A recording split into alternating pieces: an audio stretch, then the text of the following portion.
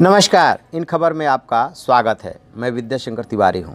राम मंदिर पर आए सुप्रीम कोर्ट के फैसले के बाद उसका विश्लेषण अपने अपने तरीके से लोग कर रहे हैं। आम तौर पे सब उसका स्वागत कर रहे हैं, लेकिन कुछ ऐसे चेहरे हैं जो कि उस फैसले से संतुष्ट नहीं हैं। वो रिव्यू पिटीशन में भी जाने की तैयारी कर रहे हैं। हर किसी का ये लीगल राइट है, जा सकता है। लेकिन यदि पूरे फैसले का 1045 पेज के फैसले का आप उसको विस्तृत अध्ययन करेंगे तो उसमें ये पाएंगे कि बेशक सुप्रीम कोर्ट ने ये बात तो कह दिया कि आस्था के आधार पर टाइटल सूट डिसाइड नहीं हो सकता, लेकिन उन्हीं आस्था के सवालों और जवाबों को सुप्रीम कोर्ट ने कंसीडर किया है और कहीं ना कहीं फैसले में उसको जगह दी है।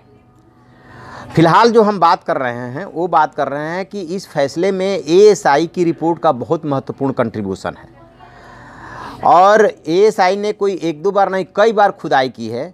कुछ खुदाई जो है हुई है वो 1992 में ढांचा गिरने के बाद और कुछ खुदाइयाँ हुई हैं उससे पहले। जानते हैं जब ये मैं नहीं कह रहा हूँ कि सबसे पहले, लेकिन जब पहले खुदाई हुई थी तो उसको जो नेतृत्व कर रहे थे वो उस समय उसमें एक रीजनल डायरेक्टर थे, मुस्लिम अधिकारी थे एएसआई के मोहम्मद। वो बताते हैं, वो उन्होंने अपना अनुभव शेयर किया है, कल भी उन्होंने ट्वीट भी किया था, लेकिन अब उनका विस्तृत अनुभव आया है और जान करके आप ताजुब करेंगे कि किस तरीके का इतिहास लिखा जा रहा था और किस तरीके की बातें उस समय थी।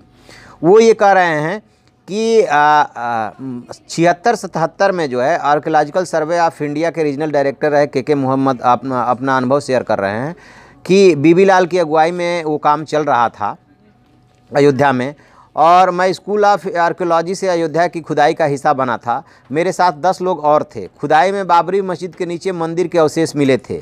मंदिर के करीब 12 स्तंभों का इस्तेमाल मस्जिद के आधार स्तंभ के रूप में किया गया था। मस्जिद के नीचे से मिट्टी की कई स्मृतियां मिली थी। किसी भी मस्जिद में इन सब चीज़ों का इस्तेमाल नहीं होता। खुदाई से मिली चीज़ों से साफ था कि मस्जिद के नीचे मंदिर के अवशेष हैं। फिर आगे क्या होता है, बात सिर्फ इतनी सी नहीं, ये बात तो सबको पता है। बात ये हुई कि पहली बार जब ये बात सबके सामने आई तो फिर जो है इन्होंने 1990 में इन्होंने चाहा कि इस बात को अखबारों में वो छपवाएं, लेकिन वो चूँकि सरकारी अधिकारी थे इसलिए कोड ऑफ कंडक्ट आड़े आ रहा था। फिर इन्होंने इनको ये हो रहा था कि इतनी महत्वपूर्ण जानकारी मिली है और कोई अखबार इसको छापने को तैयार नहीं है।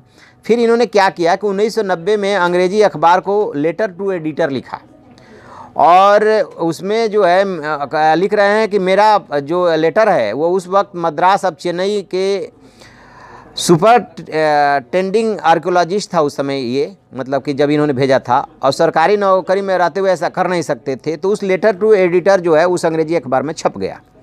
फिर कह रहे हैं कि उन्हें इस बात का अंदेशा था कि जो है कुछ गड़बड़ होने वाला है और उनको सस्पेंड किया जा सकता है। ये बात इन्होंने अपने सीनियर अधिकारियों से भी बता दिया था। लेकिन जब उस समय देश के प्रधानमंत्री चंद्रशेखर थे कि उन्हें सस्पेंड किया जा सकता है, लेकिन बाद में इनके अधिकारी ने इनको फ़ोन करके कहा कि उनका अंदेशा सही नहीं हुआ, बस उनका सिर्फ मद्रास से यानी कि चेन्नई से सिर्फ गोवा ट्रांसफ़र किया गया है, यानी कि उनका ट्रांसफ़र कर दिया गया था लेटर टू एडिटर लिखने में और ये बताने में कि खुदाई में ये चीज़ मिली है। अब इसमें सवाल उभरता है कि खुदाई में क्या मिला था ऐसा, और ये 76-77 की बात है। उस समय ये झगड़ा तो चल रहा था, लेकिन ना तो ढांचा टूटा था और ना 80 के दशक में जो राम मंदिर वाला आंदोलन था ये भी नहीं शुरू हुआ था। ये खुदाई जो है स्वाभाविक तौर पे जो ऐसे करते हैं वैसे ये खुदाई हुई थी। फिर ये कह रहे हैं कि इलाहाबाद हाई कोर्ट के आदेश पर बाद में फिर खुदाई की गई और ये 90 के दशक में हुई। वहाँ पे भी कुछ ऐसी ही चीज़ें मिली।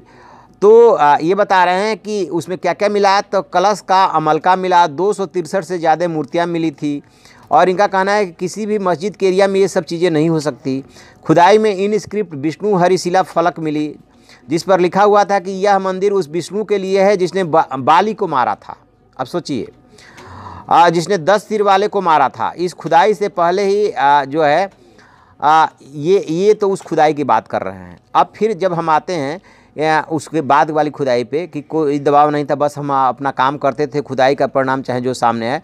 मतलब उस समय चूँकि ये सब मुकदमेबाजी तो चल रही थी लेकिन ये सब झगड़ा नहीं हुआ था, इसलिए इस सर्वे को लेकर के कोई दबाव नहीं था, ये इस बात को कह रहे हैं। फिर जो इस फैसले में दूसरी खुदाई जो है अहम रोल जिसने अदा किया है वो है 2003 में, जो कि हाई कोर्ट के आदेश पे खुदाई हुई थी।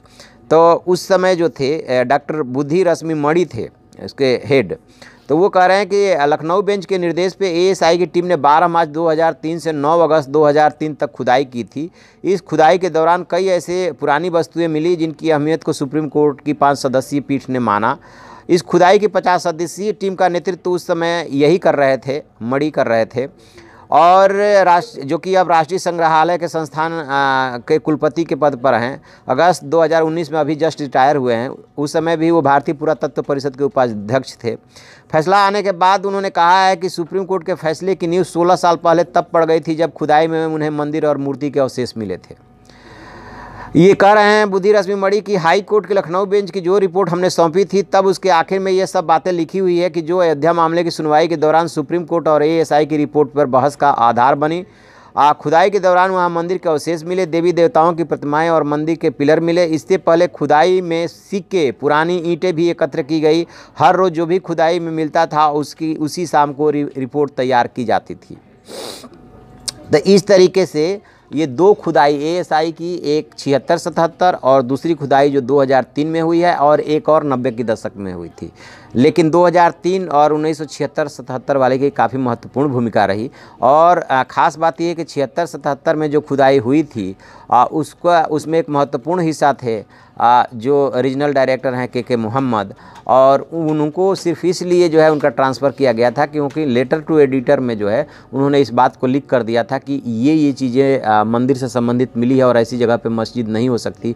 कोई भी अखबार छापने को तैयार नहीं था, और लिहाजा लेटर टू एडिटर लिखा और उसके बाद उनका ट्रांसफ़र कर दिया गया।